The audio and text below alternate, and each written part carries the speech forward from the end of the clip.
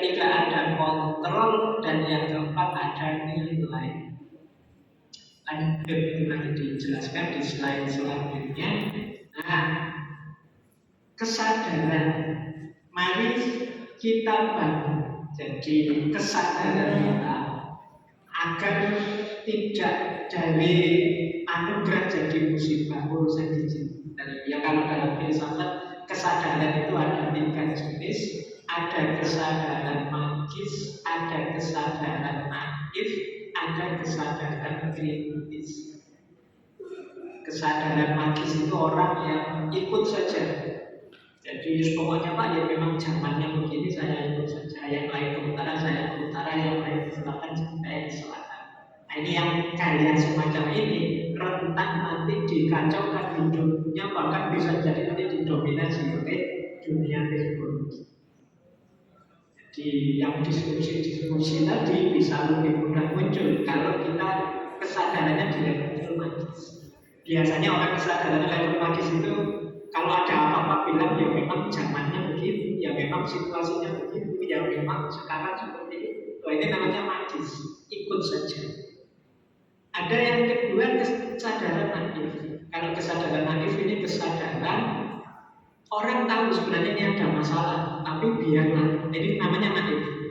Ya saya tahu sih kadang-kadang digital itu ya bahayanya banyak, tapi biar saja. Nah, ini namanya orangnya naif. Tahu ada masalah, tapi dibiarkan saja. Yang ketiga kesadaran kritis. Nah, yang diminta ya kalau bisa, apalagi teman-teman ini kan akademisi, mahasiswa, dosen dan lain-lain, yang level kesadaran yang paling kritis. Kritis itu tahu ada masalah dan siap mencari solusi, siap berubah. Oke, yang tadi, ya dunia digital mungkin tidak terelakkan, tapi bukan berarti problem-problem tadi harus didiamkan saja. Kalau didiamkan saja namanya kita naif. Nah, kesadaran kita semoga kritis. Nah, ini level kesadaran. Kalau level literasi tadi dijelaskan pada level sudah saya nggak perlu jelaskan. Jadi memang kecakapan digital itu berhubungan dengan 4 hal biasanya kalau di pelatihan-pelatihan digital itu. Yang pertama digital skill, yang kedua digital culture, yang ketiga digital ethic, yang keempat digital safety. Jadi tidak sekedar teman-teman belajar bagaimana cara mengoperasikan HP, laptop, WA dan lain sebagainya. Kalau itu namanya digital skill. Tapi juga harus digital culture, membangun budaya berdigital yang sehat. Nah, untuk membangun digital culture kita perlu dukungan digital etik, perilaku digital yang tidak meninggalkan norma-norma susila dan sosial yang sudah disepakati, dan perlu disadari fondasinya adalah digital safety.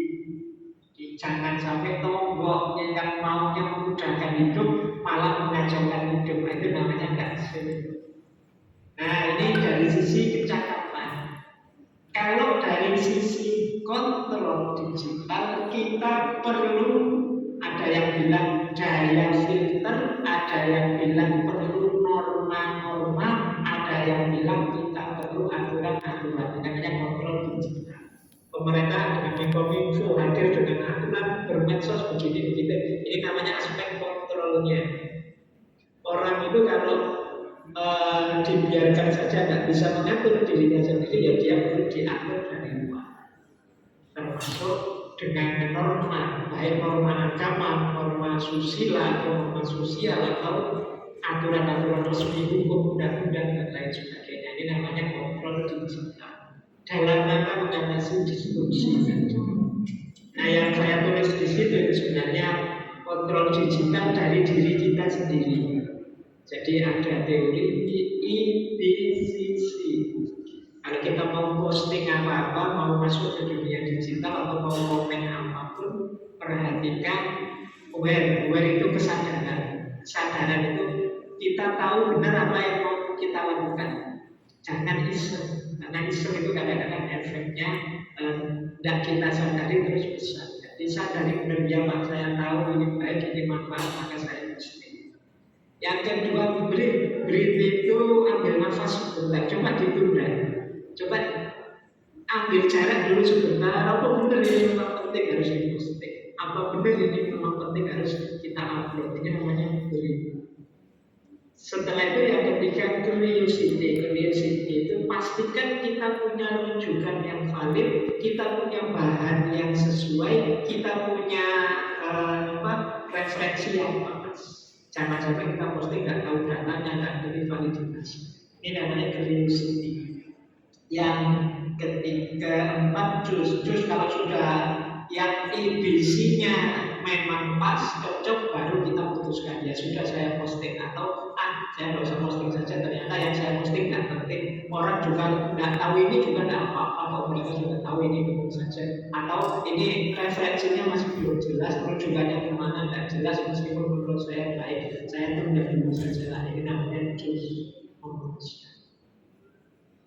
Baik, triple filter. Nanti triple filter butuh. Ini sebenarnya ada ceritanya, itu teori dari Socrates sebenarnya. Jadi ketika ada informasi apapun, pastikan kita memfilternya. Paling tidak dengan 3 filter ini. Jadi satu, ketika ada temannya Socrates itu datang mengunjungi Socrates, dia membawa gosip. Jadi tiba-tiba ketemu Socrates, dia bilang, wahai Socrates, saya dapat gosip pagi ini luar biasa, membicarakan tentang kamu dan murid-murid. Nah, terus ditanya oleh Socrates, sebentar sebelum kamu capek-capek cerita, saya tanya dulu, yang kamu bawa ini berita yang pasti benar atau tidak? Jawabannya temannya, ya namanya saja gosip, ya kebenaran pastinya ya kita belum tahu. Berarti yang pertama tidak lulus kata Socrates, tidak pasti benar. Kemudian yang kedua, berita yang kamu bawa ini tentang sesuatu yang baik. Jawabannya temannya, yo di mana-mana gosip itu yo tentang yang kontroversial. Biasanya yang tidak baik, karena yang baik ada jadi cerita. Berita itu selalu yang minus-minus. Oke, berarti berita yang kamu bawa tidak benar juga tidak baik. Yang terakhir, saya tahu beritamu itu kira-kira manfaat enggak? Kalau saya tidak tahu, terus saya rugi enggak? Jawabannya temannya, ayo karena cuma gosip, sebenarnya tahu tidak tahu juga tidak apa-apa. Nah, ini terus Socrates menyimpulkan, ya kalau gitu kamu tidak usah capek-capek cerita lah, yang kamu bawa tidak pasti benar tentang sesuatu yang tidak baik, yang saya tidak tahu juga tidak masalah. Jadi kita ngomong yang lain saja yang lebih bermanfaat. Ini kalian jadi filter. Ini boleh kalau teman-teman Bapak Ibu jadi rumus untuk kita bermedsos. Jadi biar saya bilang tadi, biar nggak terlalu banyak sampah yang masuk ke kepala kita. Terakhir nilai. Nah ini tadi yang masuk etik dan lain sebagainya, ini nilai. Pastikan Bapak Ibu kita tetap memegangi nilai-nilai saat kita bermedsos. Nilai itu bisa meaning of life, makna hidup, tujuan hidup. Saya melakukan ini tujuannya ini, dalam rangka tujuan besar ini, dalam rangka menjalankan amanah Tuhan atau dalam rangka cita-citaku yang ini namanya meaning. Biar memang alat digital yang kita miliki itu benar-benar manfaat untuk kita. Jadi nilai pertama yang harus kita pastikan itu meaning. Yang kedua values. Values itu ya nilai-nilai. Kita hidup itu kan selalu punya nilai-nilai yang kita utamakan. Mungkin nilai persaudaraan, mungkin nilai ketuhanan, mungkin nilai penghormatan sesama dan lain sebagainya. Berarti apa? Pastikan ketika kita bermedsos tidak melanggar nilai-nilai yang kita yakini. Tadi Pak Wahyu menjelaskan nilai-nilai kenegaraan, kebangsaan, mungkin di masyarakat ada nilai-nilai sosial dan lain sebagainya. Ini values. Jangan sampai ini kita tabrak. Inilah pagernya untuk meminimalisir disrupsi tadi. Yang ketiga yang banyak sering dijelaskan itu nilai keterhubungan. Di connecting, bagaimana sebenarnya alat komunikasi, media digital sebenarnya nilai paling utama yang dibawa dan kemudahan kita berhubungan dengan sesama. Yang terakhir becoming itu nilai perbaikan. Jadi bagaimana caranya dengan semakin meningkatnya teknologi informasi, semakin canggihnya di dunia digital, kualitas kita, kualitas diri kita juga jadi lebih baik, jadi tambah. Itulah namanya nilai becoming. Jadi bermedsos, berdigital oke, tapi tetap kita punya meaning, kita punya values, kita tetap menghargai sesama, connecting, dan hidup kita jadi tambah baik, tambah baik. Karena alatnya juga semakin canggih. Baik, saya kira itu Bapak Ibu teman-teman, jadi saya hanya mancing diskusi saja. Sebenarnya tema yang luas sekali kalau mau kita bahas. Ini saya nambahin lagi dari dua materi sebelumnya. Dari saya sementara sekian dulu. Assalamualaikum warahmatullahi wabarakatuh. Waalaikumsalam warahmatullahi wabarakatuh. Kita beri aplaus kepada semuanya. Oke, terima kasih. Tentu materi yang sangat menarik sekali, Pak Faiz. Tadi menambahkan begitu ya, tapi tambahannya begitu kompleks dan detail sekali, Bapak Ibu dan teman-teman semuanya. Jadi mengenai situasi digital yang khususnya situasi yang destruktif tentunya, gitu ya, destruktif.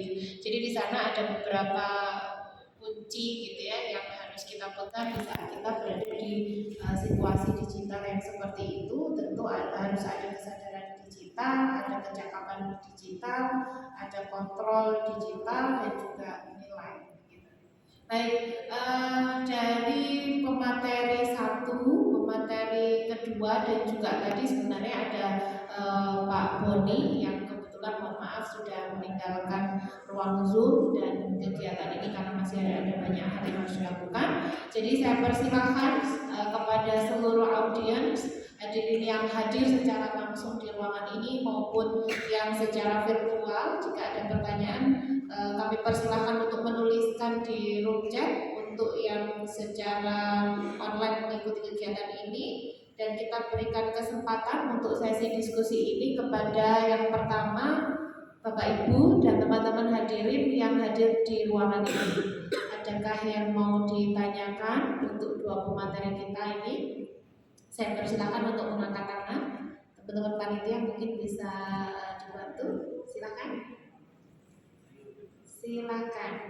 Oke, ada satu dari ujung kiri saya, gitu. Kami persilakan. Nama. Baik, terima kasih. Assalamualaikum warahmatullahi wabarakatuh. Kenalkan, nama saya Surya, pemuda Bandula, bukan dari Malang. Saya ada pertanyaan untuk Pak Faiz. Saya sebenarnya berharap sekali Pak Faiz datang ke Malang. Saya sudah nyiapin foto yang bagus Pak untuk koleksi, karena saya suka foto dengan akademisi daripada politisi. Oke, terima kasih Pak Faiz. Ini perbahasannya sangat menarik karena ini mengingatkan saya pada tulisan Pierre Bourdieu terkait dengan habitus dan Enfield yang diterbitkan di tahun 1983 kalau tidak salah. Ini sekiranya sama begitu pemikirannya, karena apa istilah-istilah yang dipakai juga sama begitu, yaitu habitus sarina dan juga capital. Nah, yang saya tanyakan adalah simple sepertinya. Kalau misalnya kemarin itu ada yang kedua Pak Faiz, itu terkait dengan Maudy Ayunda yang pernah diterima di dua universitas di Inggris terkenal, Oxford, satunya King College begitu. Nah itu kemudian muncul secara viral di sana. Kemudian ada tagline yang menarik di sana, yaitu beranilah bercita-cita setinggi Maudy Ayunda. Padahal kita tahu di situ bahwa Maudy Ayunda itu punya capital yang berbeda dengan masyarakat umum. Dia punya yang istilahnya privilege. Jadi kadang-kadang kita tidak pernah membahas itu, tetapi secara nasionalistik membabi buta tanpa melihat sesuatu yang lebih konkret lagi, siapa Maudy Ayunda, asalnya dari mana dan seterusnya, itu kemudian membuat orang itu seolah-olah menjadikan patokan atau standarisasi seperti Maudy Ayunda. Artinya di sini ada gap antara cara berpikir orang kita di Indonesia sendiri dengan cara berpikir secara umum sebenarnya. Bahwa kapital itu kan tadi masih belum sempat dijelaskan oleh Pak Faiz bahwa kapital itu ada 4 gitu. Ada kapital ekonomi, kapital budaya, kapital sosial, dan kapital simbolik. Maudy Ayunda dari 4 kapital yang dijelaskan oleh Pierre Bourdieu itu memiliki semuanya. Sedangkan mahasiswa kami yang di UM misalnya, mungkin kapital ekonominya pasti tidak segede Rafathar. Rafathar hanya ngomong 5 detik, dia sudah dapat uang satu gaji saya 1 bulan, 5 detik doang. Ini adalah gap di sana. Jadi mungkin Pak Faiz bisa menjelaskan gitu ya untuk melihat fenomena semacam itu supaya kita tidak lagi FOMO seperti yang disebutkan oleh Pak Faiz tadi, yaitu fear of missing out tadi. Soalnya kita harus mengikuti padahal kita sendiri tidak mampu mengukur keterbatasan kita dan sebaiknya kita mencapai apa yang semestinya. Itu ya dari yang ingin saya tanyakan kepada Pak Faiz, terutama terkait dengan relasi itu.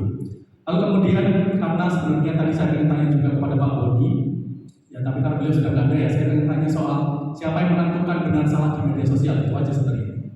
Tapi masalahnya nggak ada orangnya ya sudah. Mungkin kedua untuk Pak Nur Wahyu di sini saya ingin menanyakan begini sebenarnya, bagaimana relasi antara infrastruktur yang ada di kampus dengan menciptakan karakter soal apa istilahnya peduli terhadap negara begitu. Kita tahu bahwa hari ini misalnya isu terkait dengan pelecehan seksual sangat marak begitu. Saya kasih contoh saja langsung ke Taiwan saja ya, sekarang yang menjadi rujukan di Asia Tenggara.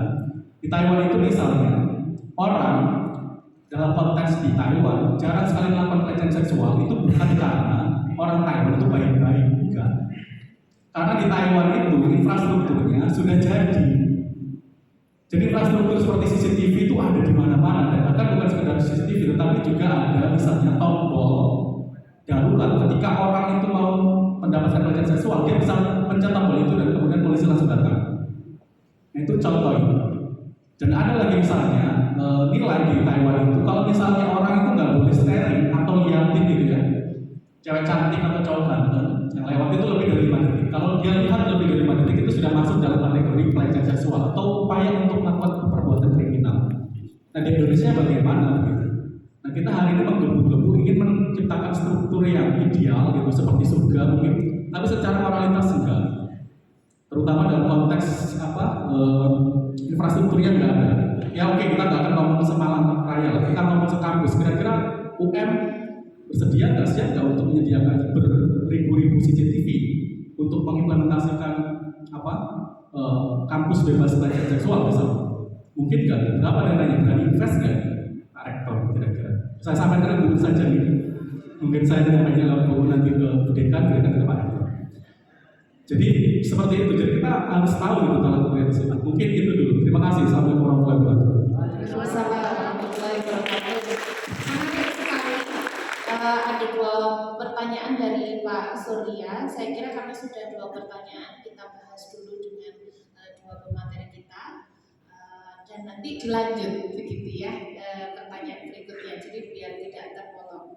Oke, ada 2 pertanyaan yang masuk ditujukan langsung kepada kedua narasumber gitu. Saya persilahkan nanti untuk pertanyaan yang pertama ditujukan kepada Pak Faiz. Intinya adalah tadi mengenai release privilege ya, kalau tidak salah ya. Jadi bahwa dalam mengartikan perilaku sosial itu ada habitus dan difference gitu. Yang ditanyakan adalah di saat fenomena yang mungkin saya menyebutkan bahwa kondisi mau di Ayunda itu kan tentu tidak bisa disamakan dengan kondisi-kondisi orang pada umumnya gitu ya. Nah, bagaimanakah menurut Pak Faiz gitu ya tentang kondisi release privilege dan ketidaksadaran publik atas kondisi atau kejadian seperti itu. Itu kepada Pak Faiz dulu mungkin sebelum kita nanti ke Pak Wahyu. Monggo Pak Faiz.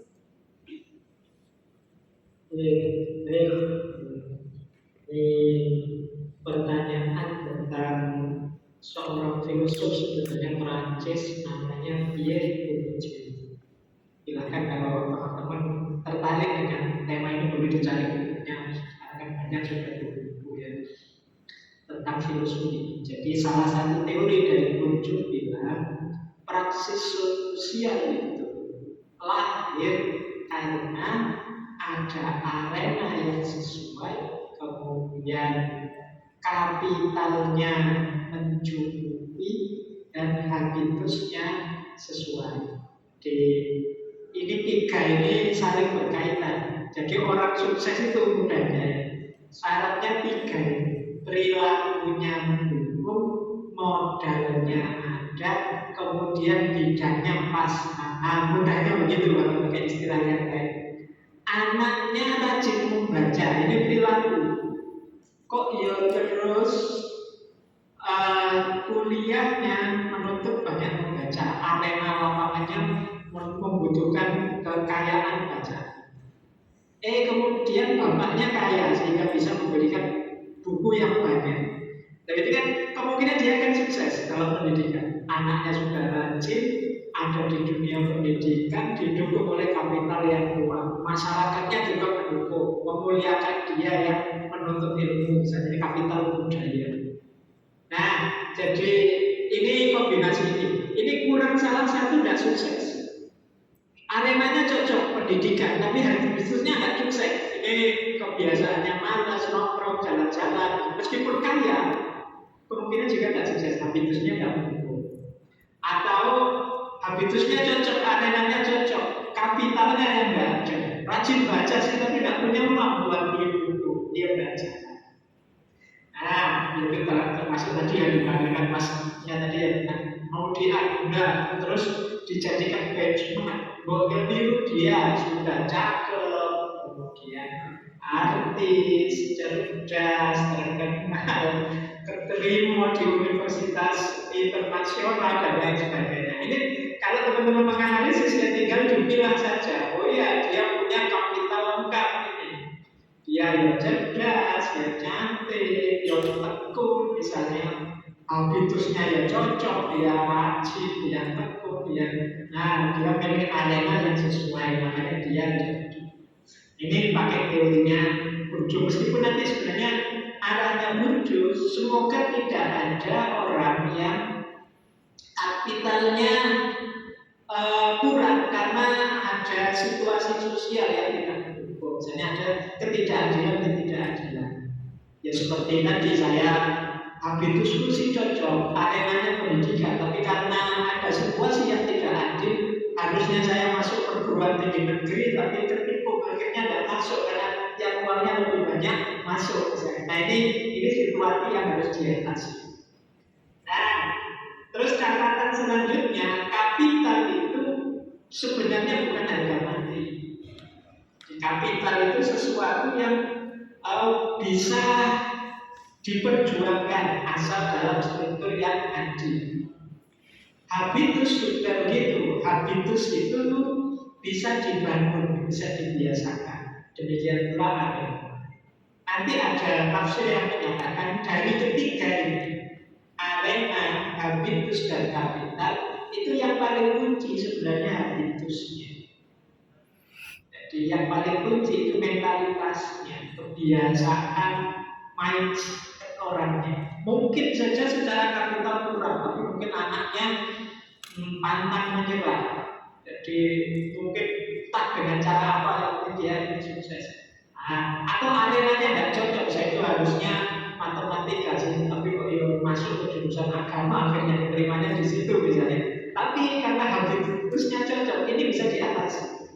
Jadi maka kalau ada yang menyarankan birulah mau di Ayuda itu dari sisi tafsir yang terakhir ini paling tidak habitusnya biru deh, habitus yang tekun, pantang menyerah, misalnya ramah pada siapa saja dan sebagainya, mungkin adalah jalan kita sukses. Nah ini karena habitus jadi biru. Nah ini sebenarnya penting untuk teman-teman mahasiswa ya, sebenarnya bisa jadi teori. Mungkin ada yang nyusun skripsi atau nyusun tesis membaca fenomena dengan teori dengan fakultas ilmu sosial. Nah, fakultas sosial itu kombinasi tiga ini kalau pakai teorinya Bourdieu. Baik, terima kasih banyak Pak Faiz, luar biasa sekali Pak Surya. Semoga bisa memberikan gambaran juga memberikan jawaban bahwa kita semuanya sebenarnya bisa mempelajari dari banyak perspektif ya, gitu. Walaupun secara teori memang praksi sosial menurut Bourdieu itu memang capital, habitus dan juga arena itu berpengaruh. Tapi dari fenomena yang ada memang kita harus mengambil gitu ya sisi positif yang tentu membawa hal-hal positif juga bagi